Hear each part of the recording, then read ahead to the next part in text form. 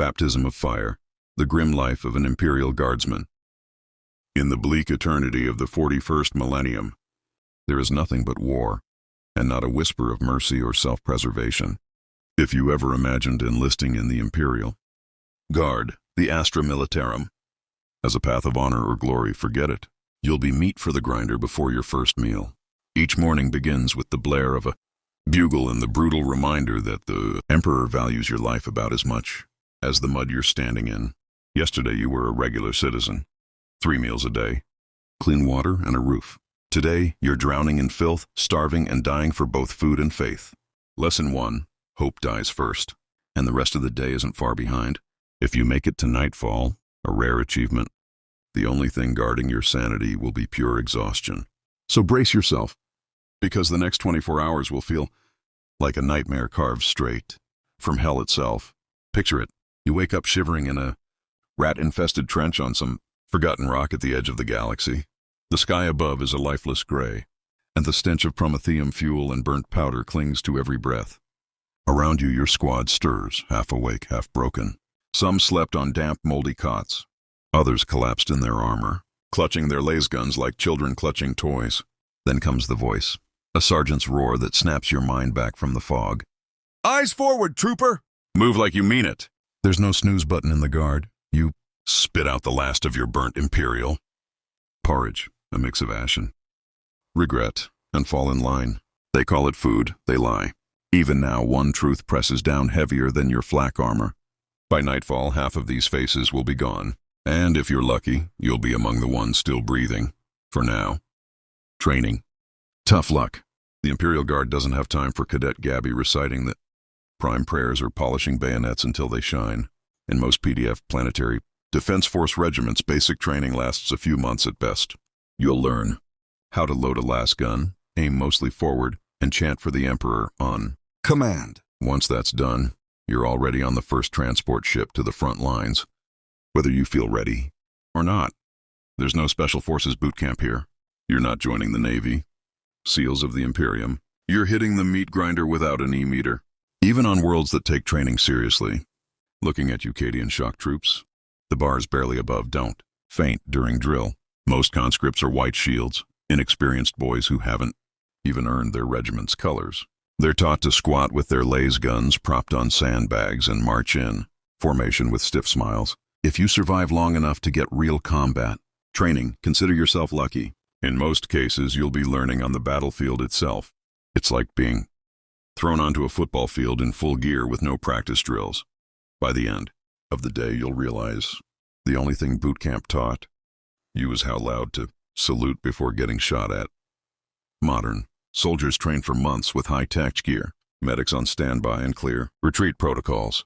In the Astra Militarum, if you haven't been shot on day 1, your training must have been decent. That's not luck, that's incompetence on the wrong side of things. Gear, laser-powered fragility. Tools of survival. The Imperial Guard's gear. Congratulations, soldier! Your standard issue protection begins with an itchy, sweat-stained tunic and a tattered tabard proudly declaring, "The God Emperor protects." Your armor? A flak vest and a dented helmet. Just enough to keep shrapnel away from the parts you'd rather keep. And yes, that's the entire list. Flak armor, in all its glory, is the 41st millennium's answer to modern Kevlar. It'll stop a stray bullet or a fragment of debris with a painful thud. But anything stronger turns it into papier-mâché. A lasgun bolt to the chest, you'll get a bruise and a bad memory. A Xenos heavy rifle, you'll be paced on the wall. If a tyrannid warrior decides to punch you, your armor will split like a ripe melon. Think of your protection like an umbrella in a meteor storm. Technically helpful, but you're still going to get battered. Your rifle, the sacred lasgun, is cheap, mass-produced, and worshipped like divine relic tech. In reality, it's a glorified laser pointer with anger issues. At close range, it can vaporize an arm if you're lucky and can actually aim. At medium distance, it's mostly good for giving your enemies warm bruises. On the upside, loss wounds cauterize instantly, so you won't bleed out. Hooray for science. On the downside, the power packs run dry after a few dozen shots. And there's no guarantee of resupply once you hit the front. Most guardsmen carry recharge packs that draw heat from the sun or nearby lava flows. Like your own personal campfire flashlight that also happens to kill things. No ammo belts. No magazines, just fragile, rechargeable batteries that die faster than your optimism. If the emitter starts sputtering, you can either swap packs or get creative with your death. Veterans sometimes overcharge their power cells to make improvised grenades, not because it's clever, but because desperation has a sense of humor. If you ever consider doing the same, congratulations. You've officially been in the Guard too long. There's a bayonet lug fitted under your barrel, mostly for ceremony, tree stabbing practice, or when you've run out of charge and still feel like fighting something. At least it's sharp, so you can hug the enemy with enthusiasm. When you think about it, the standard issue lasgun is basically the Imperium's version of a flashlight with aggressive marketing. In formation fire, it's terrifying. One-on-one, you're just a man waving a laser pointer at monsters. As for your other gear, expect the essentials. A stick of Imperial brand detergent for scrubbing off gore stains. Can of something called Kubalanian beef stew. It's neither beef nor stew. A single frag grenade to keep you warm at night. If you're feeling bold, good luck, Guardsman. You'll need it. Dinner, or death ration as everyone calls it, is just breakfast reheated. If you're lucky, you'll get an hour of rest before a tech priest lectures you about sacred fuel efficiency. Then comes evening prayer. O Omnissiah, please don't let our drop pod explode this time. Night doesn't bring peace, only choices. Either sleep in shifts or pull guard duty while hallucinating from exhaustion. If fate truly hates you, the enemy launches a night raid or a warp storm, rips through camp. Congratulations, you're now awake in hell. Your comforts are pitiful. A moldy blanket and a rusted helmet issued for morale. They double as pest control devices against the constant company of rats, insects, and the occasional stray explosive. Showers are a weekly rumor, available only if morale scores are high enough on some clerk's chart. You'll learn to treasure any day that's merely unpleasant instead of catastrophic. Now about the real enemy of bureaucracy. The Departamento Munitorum's paperwork kills more soldiers than the enemy ever could. Lose a report and you'll be digging latrines by hand for a week. Misplace an ink cartridge. Expect a disciplinary sermon about the Emperor's sacred stationery. Want to send a letter home? Fill out Form X7B in triplicate, wait 6 Phobos rotations, and get it approved by every quartermaster aboard the fleet. If it somehow survives the process, it'll still end up shredded by a board clerk by mistake. During downtime, if you can call it that, Guardsmen find creative ways to stay sane. You might pull another guard shift, share filthy jokes whispered in the dark, or gamble away your last ration credits betting on who can survive a punch to the face. Others compete in trench-jumping contests just to feel alive. The finest art form among soldiers, though, is missing your family. Some drowned sorrow in bootleg Prometheum liquor, a drink that burns twice, once going down and once when it lights your bunk on fire. Others turn to prayer, chasing the promise of martyrdom they'll never live to claim. And when all else fails, you complain, not too loudly or you'll be shot, but just enough to feel human again. Maybe, just maybe, your commissar laughs. Usually he doesn't. Welcome to the Guard. Endless toil, meaningless paperwork, and pain that never ends. But at least the Emperor's watching. Probably. Administrative nightmare, the Imperial Paper War. If you think bureaucracy on Earth is bad, wait until you've experienced the Imperial version. In the Astra Militarum, every single action, from requesting ammo to scratching your helmet, requires a form. And those forms often need additional forms to authorize the first ones. Need ammunition? Fill out Ammunition Request Form 129A. Denied? File an appeal using Form 998C. And if that fails, congratulations, and your regiment might just sit idle for weeks while the proper paperwork makes its sacred pilgrimage through the Departamental Monitorums, labyrinth of desks and data slates. Entire battalions have stalled, mid-campaign waiting for the holy signatures, needed to release rations, fuel, or artillery support. Meanwhile, the enemy doesn't wait for your administrative blessing. They simply attack. Here's the cruel truth. Every single item you're issued is technically on Imperial loan. You don't own your lasgun, your armor, or even your boots. They belong to the Emperor's treasury. Lose something? Time to confess. You'll fill out Form G209, Admission of Equipment Loss. Due to personal idiocy, in triplicate, of course, then you'll stand before a panel of officers who will determine whether your mistake was incompetence, cowardice, or a minor act of heresy. Sometimes the only way to escape punishment is to claim it was the work of a ghost. Strangely enough, that defense occasionally works. But if you're found guilty of negligence, expect to lose more than your gear. maybe even the privilege of owning your own thoughts. The Departmentum Munitorum doesn't see you as a soldier. You're just another expendable statistic, a nameless number on a sacred ledger, a cost written in blood and ink. That's Imperial administration for you. Endless paperwork, no mercy, and zero common sense. Up next, leadership commissars, and the officers who think strategy means yelling louder than the explosions. Command and control, where leadership means survival.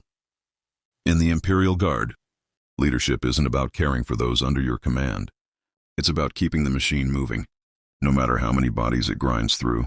Most officers aren't promoted for valor or tactical brilliance. They're born into privilege, buying their ranks with family names and planetary wealth.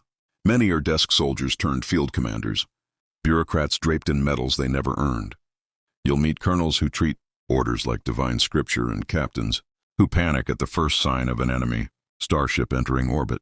The one constant presence behind every squad is the commissar, the black-clad enforcer of imperial will, dressed in leather coats and carrying bolt pistols polished by fear. Their duty is simple: maintain discipline at all costs. In practice, that means executing hesitation. Freeze in terror during your first firefight? Bang. Complain about your rations? Bang. Attempt to retreat?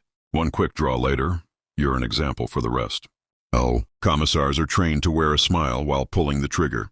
They'll kill your commanding officer for admitting defeat, your closest friend for blinking at the wrong time, or you, simply for breathing too slowly.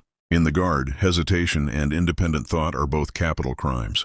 Official doctrine claims they preserve morale and root out heresy. In truth, they're the Emperor's internal death squad, executioners in regulation boots. Every guardsman fears them, yet secretly admires their certainty. A commissar always looks heroic until you find yourself staring down the barrel of his bolt pistol. Even generals mutter prayers when one of these zealots passes by. Because in the Astra Militarum, the deadliest threat isn't always the Xenos before you. It's the human behind you. Above them sit the true strategists, the distant generals and high command officers who direct wars from orbiting command barges. They never touch mud or blood.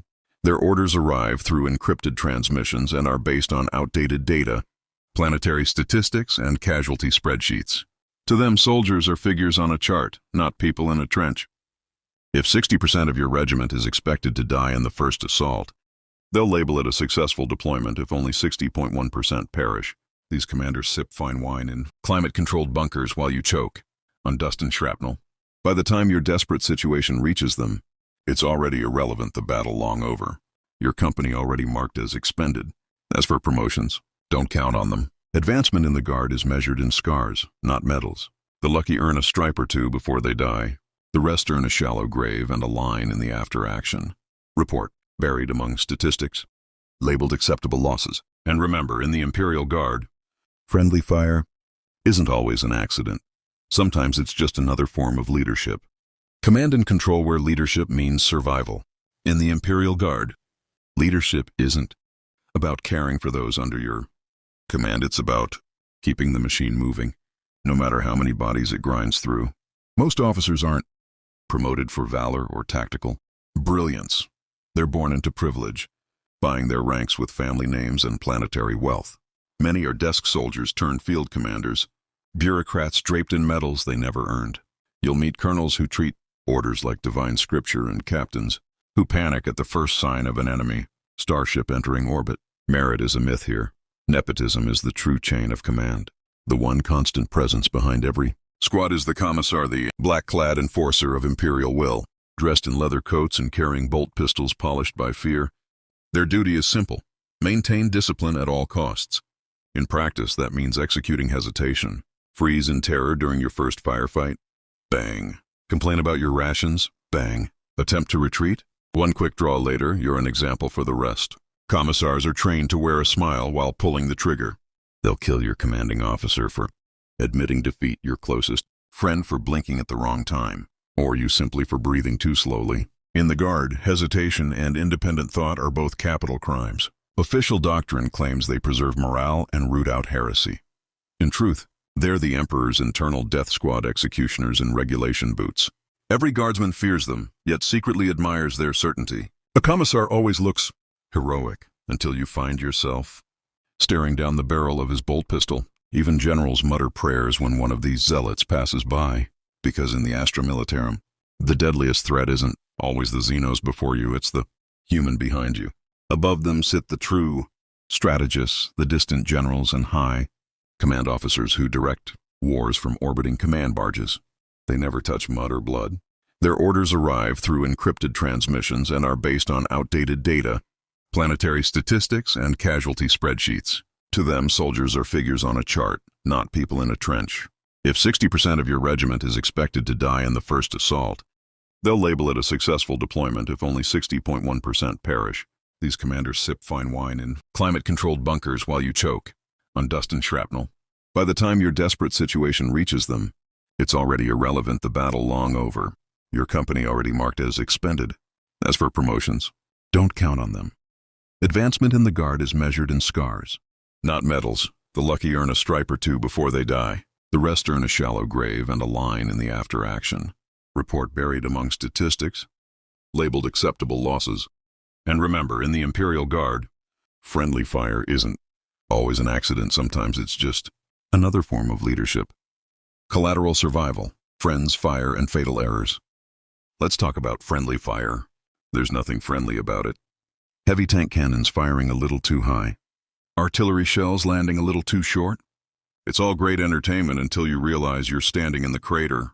Miscalculations and misfires are so frequent that veteran squads often joke about carrying spare sets of teeth just in case. Here's a golden rule for survival. Never stand in front of your own Lancer troopers. Their weapons are just as likely to vaporize you as the enemy. By the time the opposition even loads their guns, your own side might have already reduced you to glowing ash. Even your comrades can be your worst danger. You dig in beside a new squad, uniforms identical, insignias stitched half asleep by some overworked quartermaster, and when before you know it, someone's mistaking you for the enemy.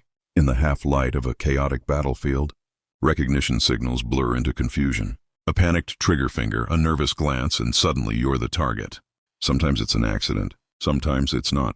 Maybe your fellow guardsman just hopes the commissar won't notice his mistake until the smoke clears. Every day comes with a checklist of potential ways to die. The weather, acidic rain that melts your armor, blistering desert winds that burn your lungs, or radioactive nights that glow brighter than your rations. The enemy, rampaging orcs, berserk cultists, tyrannid beasts spitting corrosive acid, and demons crawling straight out of the warp. Leadership, incompetent officers issuing suicidal orders on a whim, strategists who roll dice to decide tactics, and that ever-watchful commissar with his finger on the trigger. Equipment, no parachutes for drops, armor thinner than a soup bowl, and rifles that charge only under direct sunlight. Put it all together, and you've got the perfect recipe for a short, explosive career. In the Imperial Guard, a good day means you died after lunch instead of before breakfast. Welcome to the battlefield, the endless grinder where flesh, faith, and folly meet. When duty calls, you don't question it. You just step forward, pray you're not standing in front of the wrong gun, and hope the next shell that lands isn't one of your own. Engines of destruction, the endless war front. Step onto the front lines, and you become a cog inside the largest killing machine ever forged by mankind. The Imperium's battle doctrine is brutally straightforward. If firing once doesn't work, keep firing. If that fails, summon the artillery. And if even that can't stop the enemy, pray to the Emperor that orbit still has a drop pod with your name on it. The Astra Militarum excels at one thing above all, drowning the enemy in sheer numbers. Their firepower is staggering, but accuracy practically non-existent. Battles are conducted as orchestrated massacres, each meter of ground earned by the blood of hundreds. Picture the trench warfare of World War I, now amplify it by 1,000, and add towering alien monsters tearing through the lines. One moment you're crouched behind sandbags that barely qualify as cover. The next, the sky darkens. Beneath a swarm of tyrannids, a living ocean of fangs and claws rushing toward you. Or perhaps it's the orcs, roaring, green-skinned beasts charging with glee, explosions lighting up their mad faces. When that fails, rogue psychers erupt in waves of warp fire, shredding entire platoons into screaming vapor. Every engagement is its own personal apocalypse. Imagine being a regular human soldier from modern Earth, trained, well-equipped, supported by medics, radios, drones, and rules of engagement. Now drop that same soldier into a nightmare of 100-story hive cities, raging warp storms, and demonic incursions. A war where retreat doesn't exist and survival is a statistical error. In this universe, precision fire means praying your artillery hits the right continent. Inside a guard squad, chaos is the norm. Someone yells, "Orcs at 11 o'clock!" You leap from cover and empty your lasgun until the power pack wheezes dry. Then comes the command. Hold position while artillery saturates the ridge. When the barrage ends, half your squad has vanished, vaporized, shredded, or reduced to fleeing shadows. And if any of those green monsters survived, congratulations, you're ordered to countercharge. To sprint straight into the teeth of the enemy until death or something even worse stops you. This isn't tactics. It's butchery wearing a uniform. And don't expect to see the Imperium's true engines of war. The Titanic guns, the God machines, or the Space Marines themselves. Those are reserved for real battles. You get a lasgun, a grenade, and the faint hope that your death will buy someone else another 30 seconds. Anti-tank weapons? Maybe if command remembers you exist by week 2. You have only 2 comforts. The noise of comrades screaming nearby, reminding you you're not alone, and the faint, fleeting wish that when death comes, it comes quickly. Here are the truths of the battlefield. Drawn straight from the history books no one lives to write.